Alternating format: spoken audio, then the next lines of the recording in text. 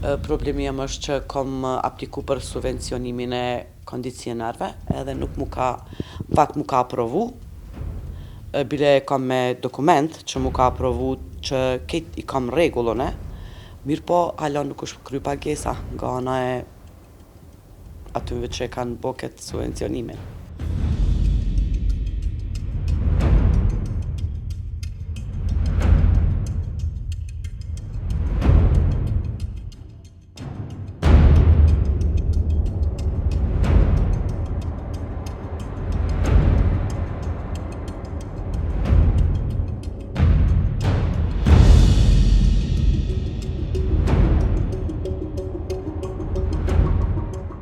Më 9 shtator 2024, në një dalje të përbashkët nga objekti i Ministrisë së Ekonomisë, Ministrja Artane Rizvanolli dhe Kryeministri në detyrë Albin Kurti prezantuan thirrjen publike për subvencionimin e pajisjeve eficiente për ngroje. Sipas njoftimit, qytetarët do të mund të përfitonin deri në 30% të shumës së investuar për pajisje si pompë termike, kondicioner, kaldaj me biomas apo stufa individuale me biomas. Kriteret nuk janë të pakta. Për të përfituar nga subvencioni me pompë termike, aplikuesi duhet të kishte një banesë që ngrohej me energji elektrike dhe konsumonte mbi 800 kW, të paktën një muaj të periudhës nëntor 2023-mars 2024.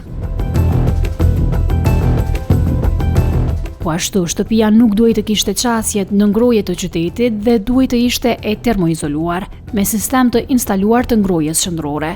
Subvencioni për këtë pajisje mund të shkonte deri në 2.000 euro. Kriteret për kondicionerët ishin pothuajse të njëjta me theks në dëshminë e konsumit të lartë të energjisë dhe izolimin termik të shtëpisë.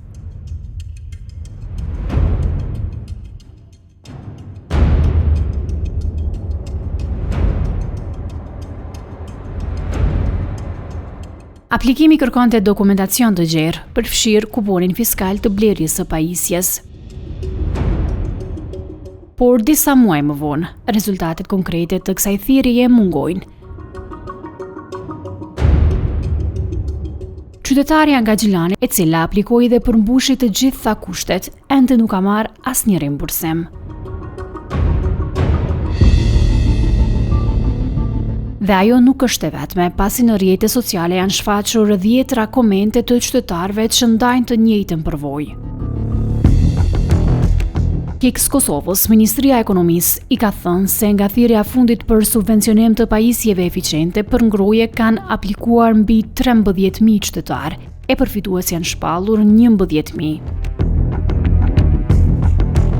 Interesim më të madh ka pasur për kondicioner, klimë eficiente, ku janë shpallur përfitues 8.582 qytetarë. Qeveria e Republikës së Kosovës ka qenë përfituese e fondeve të IPAS me një buxhet prej 75 milion euro. Me qëllim të realizimit të këtyre fondeve, qeveria ka hartuar planin e veprimit, i cili përmban 6 mosa të cilat janë të detajuara. Deri më tani janë rimbursuar gjithsej 14 milion euro. Nga të gjitha mosat dhe specifikisht nga thirrja e fundit për pajisje ngrose, janë shpenzuar 4.987 euro. Përgjigjet ende nuk janë kthyer për rastin konkret të qytetares nga Gjilani,